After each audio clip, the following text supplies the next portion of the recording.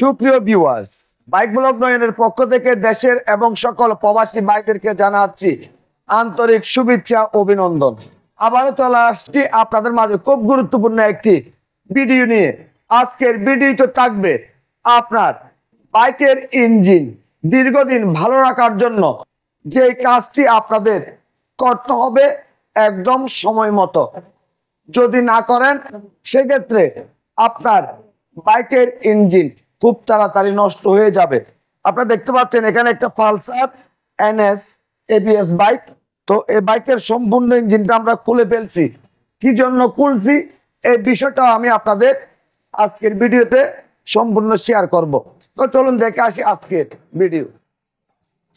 আপনারা সবাই জানেন একটা বাইকের ইঞ্জিনের জন্য ইঞ্জিন অয়েল খুব গুরুত্বপূর্ণ, কিন্তু আপনার বাইকের ইঞ্জিন অয়েল আপনি যেখান সেখান থেকে ভরতেছেন, যেটা মন চায় সেটা ভরতেছেন, এবং আপনার বাইকের ইঞ্জিন অয়েল পরিবর্তন করার সময় আপনি আপনার বাইকের অয়েল ফিল্টার পরিবর্তন করেন না।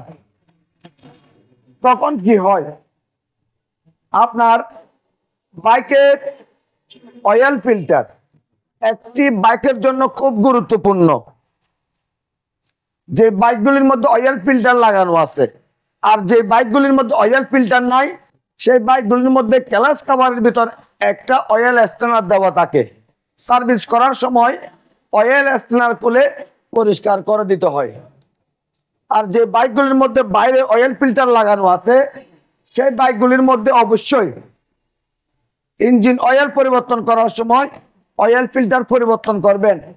আপনি আপনার বাইকের ইঞ্জিন অয়েল পরিবর্তন করছেন কিন্তু অয়েল ফিল্টার পরিবর্তন করেন নাই। অয়েল ফিল্টার পরিবর্তন না করার কারণে কি হচ্ছে, পুরাতন ময়লাযুক্ত অয়েল ফিল্টারের মধ্যে গিয়ে বসে থাকে। এখন নতুন অয়েল ঢালছেন আপনার ইঞ্জিনের মধ্যে, পুরাতন ময়লাযুক্ত অয়েলের সাথে নতুন অয়েল মিক্স হয়ে যায়।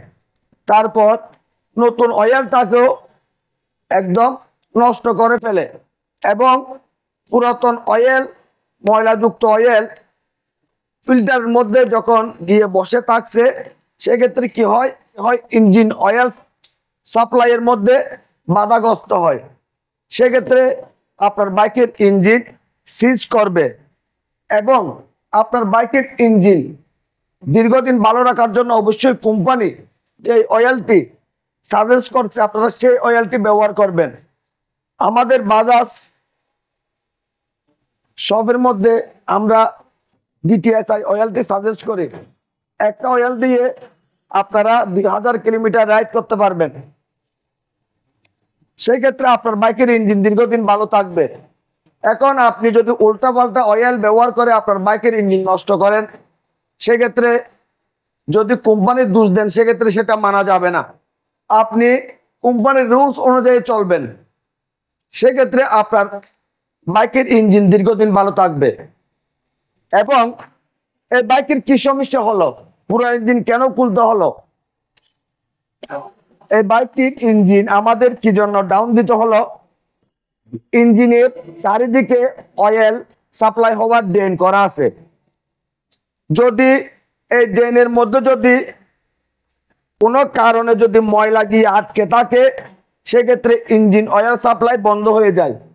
যেমন মনে করেন এখানে একটা পিতলের আপনারা দেখতে পাচ্ছেন, এটা দিয়ে কিন্তু অয়েল সাপ্লাই হয়। আমরা এই জিনিসটা বন্ধ পেয়েছি, এখানে অয়েল সাপ্লাই হচ্ছিল না এবং ইঞ্জিনের উপরের দিকে অয়েল পাম্প থেকে এই যে দেখেন অয়েল সাপ্লাই না হওয়ার কারণে লোকার টোকার ক্ষয় হয়ে একদম অবস্থা খুব খারাপ। এরকম আপনার বাইকের ইঞ্জিন সিজ না হওয়ার জন্য, বাইকটি দীর্ঘদিন ভালো থাকার জন্য অবশ্যই আপনারা ইঞ্জিন অয়েল পরিবর্তন করার সময় অয়েল ফিল্টার পরিবর্তন করবেন এবং আপনার কোম্পানির সাজেস্ট অনুযায়ী আপনার কোম্পানির সার্ভিস সেন্টার থেকে ইঞ্জিন অয়েল ব্যবহার করবেন। সেক্ষেত্রে আপনার বাইকের ইঞ্জিন দীর্ঘদিন ভালো থাকবে, বাইক থেকে পাবেন অনেক বেশি পারফরমেন্স। তো আপনাদের যদি আমার আজকের ভিডিও যদি ভালো লেগে থাকে লাইক করবেন, কমেন্ট করবেন এবং বেশি বেশি করে শেয়ার করে দিবেন। আর আমাদের ছোট্ট পরিবারটি সামনের দিকে এগিয়ে যাওয়ার জন্য সুযোগ করে দিবেন। সবাইকে অনেক অনেক ধন্যবাদ জানিয়ে আজকের মতো বিদায় নিলাম।